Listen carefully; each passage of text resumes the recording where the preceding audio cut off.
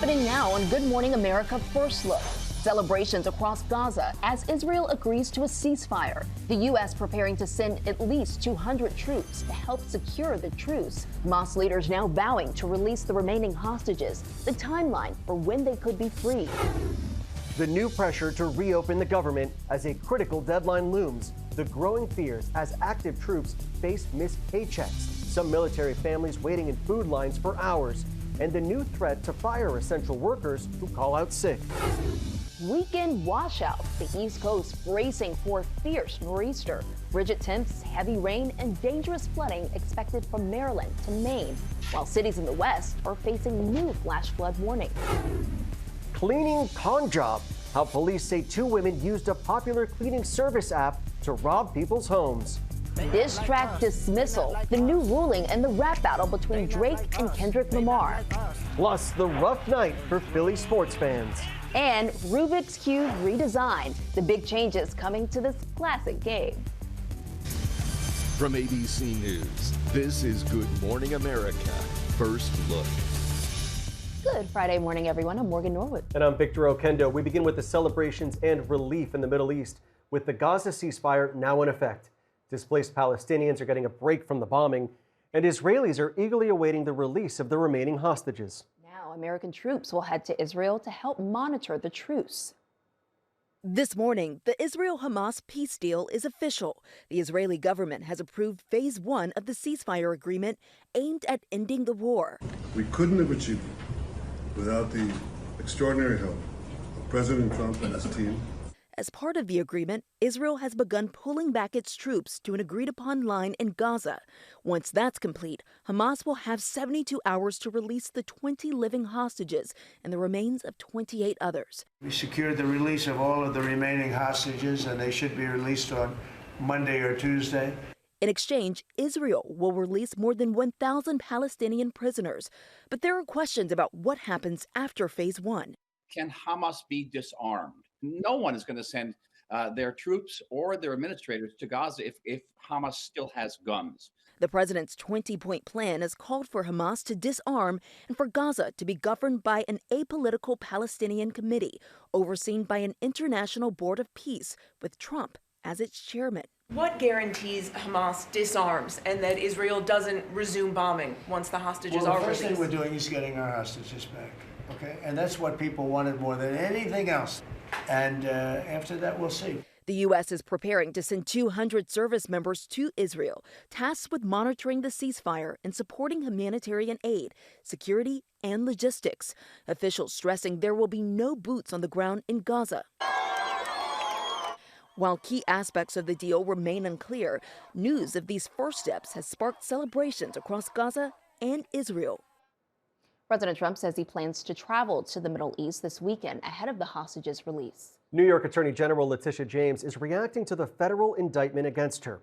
She's been charged with bank fraud and lying to a financial institution. James successfully prosecuted President Trump in a civil fraud case, and her indictment comes 2 weeks after former FBI Director James Comey was indicted. The president named them both last month in a post, pressuring the Attorney General to bring charges. James says Trump is forcing federal law enforcement to do his bidding. This is nothing more than a continuation of the president's desperate weaponization of our justice system. These charges are baseless, and the president's own public statements make clear that his only goal is political retribution at any cost. Like Comey's, James' indictment was sought by U.S. Attorney Lindsay Halligan after sources say her predecessor determined there was no clear evidence to bring charges. We turn now to President Trump's federal crackdown. The Justice Department is appealing yesterday's ruling that blocks troop deployments to Illinois, at least for now. The temporary restraining order means Texas soldiers sent to the Chicago area are now in limbo. The judge says there is no credible evidence there that there is a danger of rebellion in Illinois. Meanwhile, the Tennessee National Guard will begin patrols in Memphis today. And over in Oregon, an appeals court appears to open to lifting a block on the troop deployment to Portland. Some extreme storms are going to make things wet and for some very cold this holiday weekend. ABC's Andrea Fujii reports. This morning, millions are bracing for wet and cold weather across much of the country as multiple weather systems hit this holiday weekend.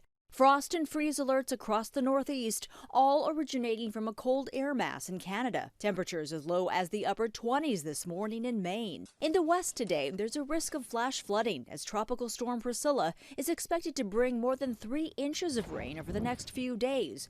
A flood watch is in effect near Palm Springs, California, and in parts of Nevada, Utah, Colorado, and Arizona, including Phoenix. First responders hoping residents heed the warnings. Here's what people don't realize. They underestimate the power of water and the strength and the weight of water. Water is also a concern in South Carolina. A weather system is bringing high tides to Charleston. Authorities expect water levels up to 8 feet high at its peak.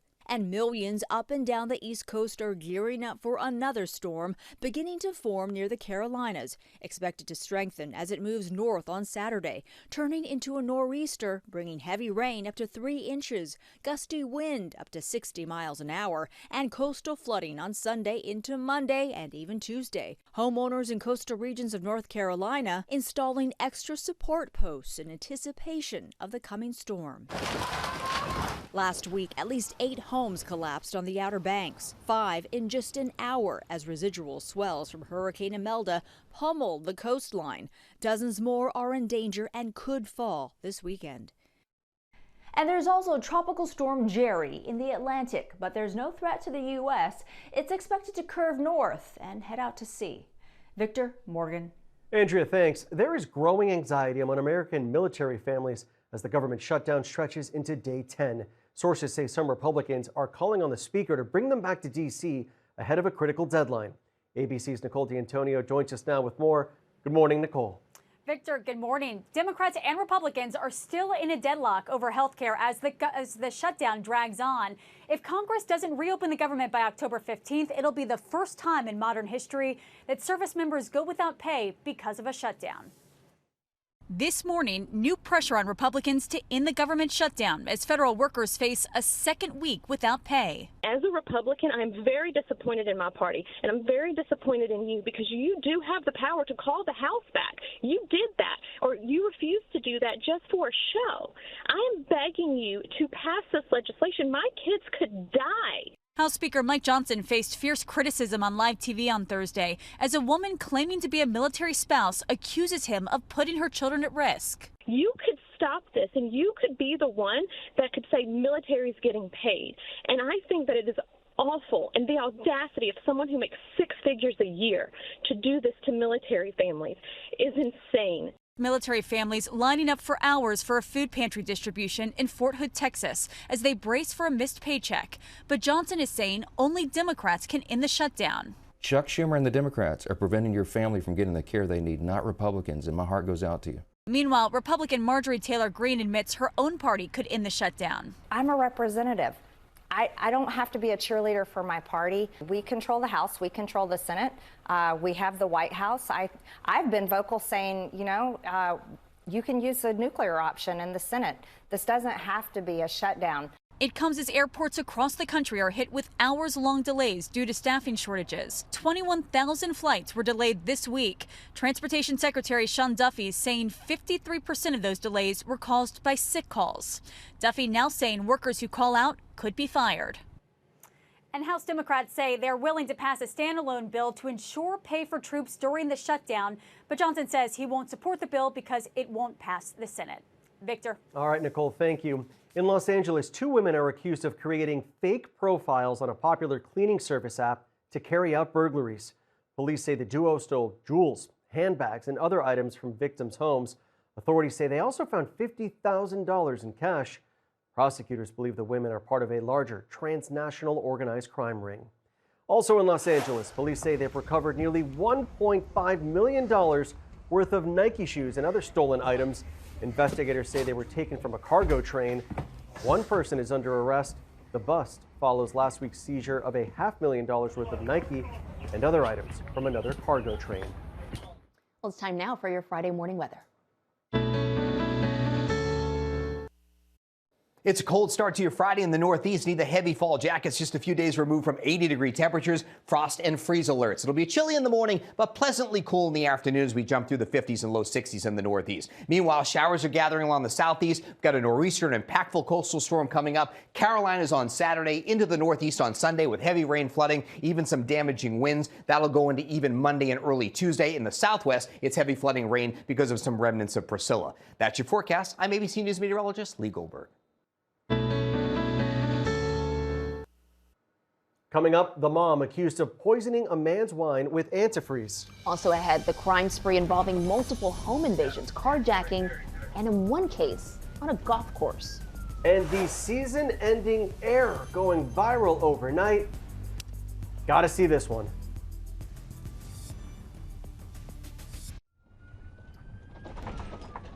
Back now with police dashcam video from a wild pursuit of an alleged crime spree suspect north of Detroit. The suspect is seen driving through a golf course and on the wrong side of a highway. During the chase, speeds reaching more than 100 miles per hour. That suspect, who has a decades-long criminal history, also accused of several home invasions, now faces 13 felony charges. Prosecutors in Connecticut say a custody dispute turned into attempted murder using a toxin found in almost every vehicle. Here's ABC's Olivia Rubin.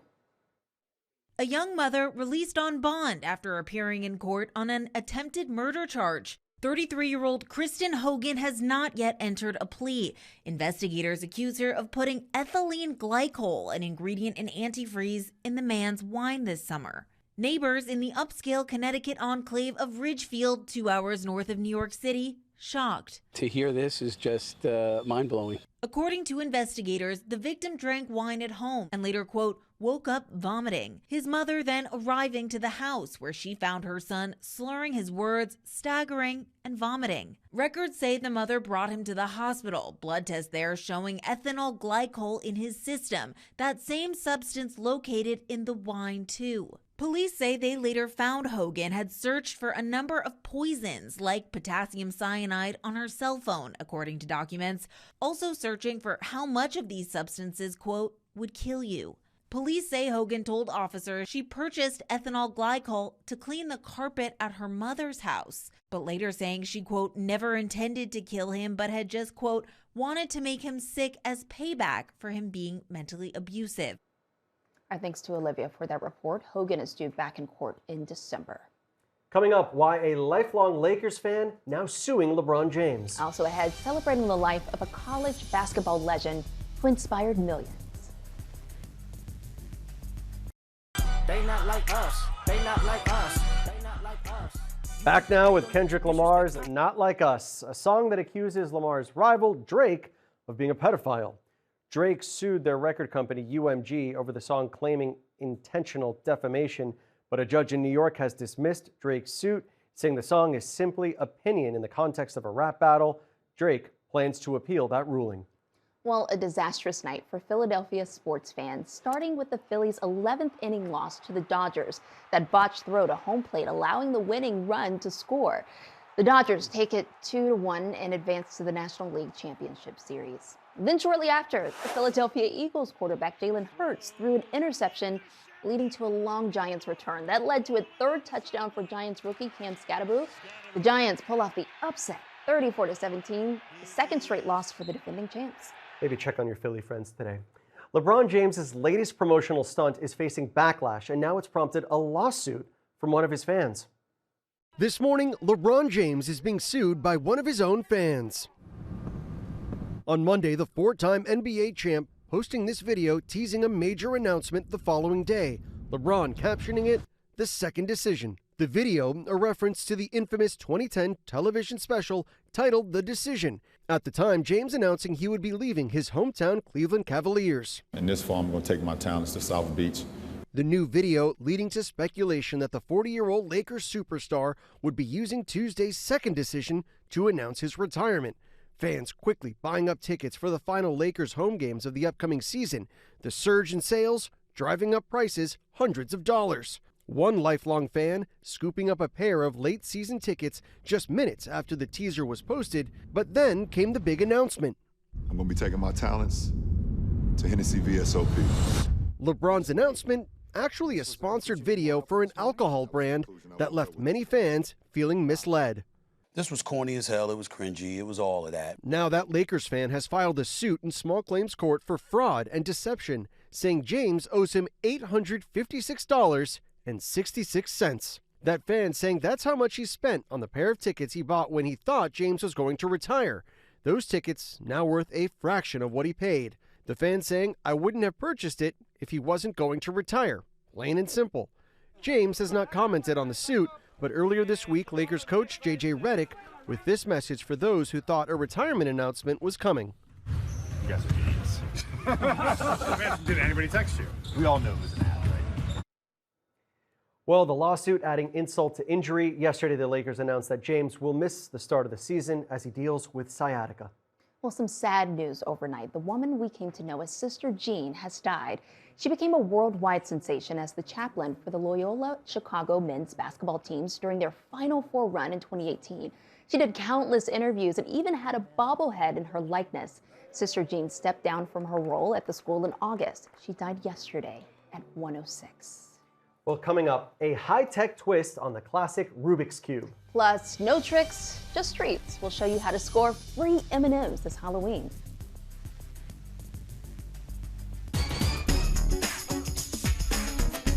We're back now and time to check the polls, beginning with the Halloween freebie. We like this. For a third straight year, M&Ms will refill your empty candy bowl. M&Ms partnering with GoPuff Delivery to drop off the free candy on Halloween in cities nationwide. Well, that's going to come in handy as chocolate prices soar, more than doubling since last year. Sign me up. We like that. Next, big changes are coming to Lay's potato chips. Pepsi, which makes Lay's, announcing a major overhaul to the packaging, and they say the chips will drop all artificial flavors and colors by the end of the year. All right, well, next, a new look for the Rubik's Cube. The puzzle has a new high-tech look. The classic 54 multicolored squares have been replaced with 24 tiny screens. The Rubik's Wow Cube can play dozens of games and can be pre-ordered for $299. A lot. Next, the end of the line for a hairy attraction. Literally, Layla's Hair Museum is calling it quits after 39 years. The collection outside Kansas City features wreaths, necklaces, and even watch bands made from human locks. Okay, the museum boasts hair from presidents and celebrities such as Michael Jackson and Marilyn Monroe. Well, finally, a contender sighting. He is a 14-foot great white shark that was tagged by researchers off the Florida-Georgia coast in January. But listen to this. Researchers say his transmitter pinged along Canada's east coast. They say he's now eating seals, preparing to swim back to Florida. Checking more top stories. A ceasefire has taken effect in Gaza after the Israeli government approved the first phase of the peace deal. The hostages are expected to be freed next week, and more than 1,000 Palestinian prisoners will be released. U.S. troops will be sent to Israel to help monitor the truce. The first person scheduled to be executed in the U.S. in a shaken baby syndrome case has received a reprieve. A Texas appeals court has postponed next week's scheduled execution of Robert Robertson, saying the science around the syndrome has changed since his 2003 conviction. At least 2 people are dead after a powerful earthquake off the southern end of the Philippines. The 7.4 magnitude earthquake struck overnight, 10 days after another earthquake in the central part of the nation left 72 people dead. Today's weather, rain and the threat of flooding in the southwest, showers in the Midwest, and stormy along the east coast. Well, finally, a dog that really digs his owner's music. Danny New tells us about Bradford.